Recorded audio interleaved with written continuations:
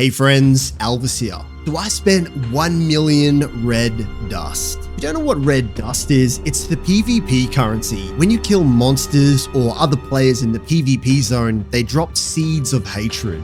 And once they're purified, they become red dust. So what can you do with the red dust? Well, you can buy some exclusive PvP cosmetics, you can get some mounts, but in my case, you can gamble items with it. And it went really well. Now, I did not do this just for the sake of doing it. I was looking to upgrade my Helm. I was looking for 4 very specific stats. So after I tediously gambled, sold, and sifted through all of the items, now out of the 333 Helms that I crafted, I acquired 0 uniques.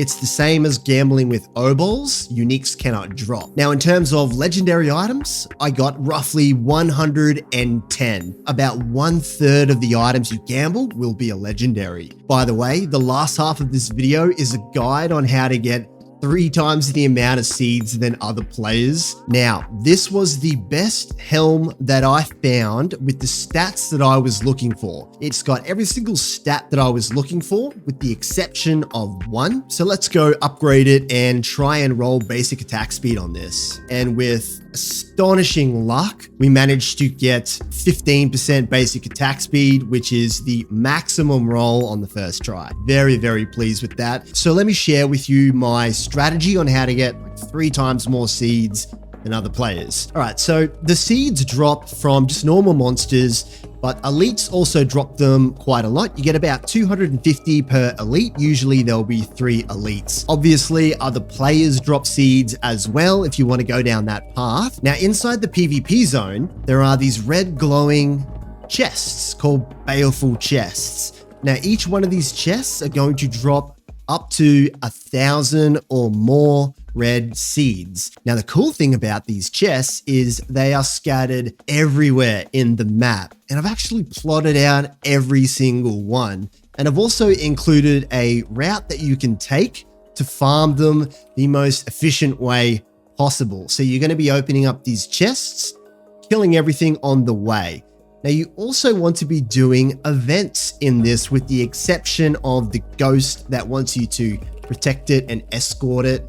Don't do that event. It's not good. Just skip it. So if you're curious, I found about somewhere between 10 to 15 uniques just from monsters dropping during this challenge. And I got around about 1 to 3 legendary items every time my inventory was full, which is about twice with this run. If you're having trouble in the PvP zone, you're just getting one shot all the time, don't worry about it. What you can do is you can actually drop back to World Tier 2 instead of World Tier 4, where barely anyone is in the PvP zone. And if they are in the PvP zone, they're probably going to be a very low character.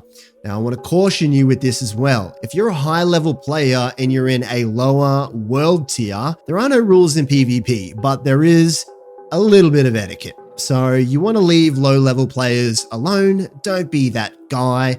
But if you are struggling in the PvP zone, you can go drop the world tier and just do your own thing and not worry about it, okay? Now, here's a really cool tip as well. If a player decides to show up, they're going to show up at around 30 seconds or less. Now, there are 2 locations you can stand that for some reason players have a really difficult time of finding you. I've had players not find me at all, but generally you're going to get about 10 free seconds before you even have to confront the player. So once you get noticed, you want to dodge, move around the map, don't engage in any combat. You'll get another free 10 seconds. And then you've got about that last 10 seconds to close the gap, try stay alive, have a duel, use a stun, whatever you got to do. Now, here is my optimal path. So there are 3 landmarks that I like to remember when I'm doing these runs. One of them is what I call the skull. You're going to find a chest in the bottom right of his jaw.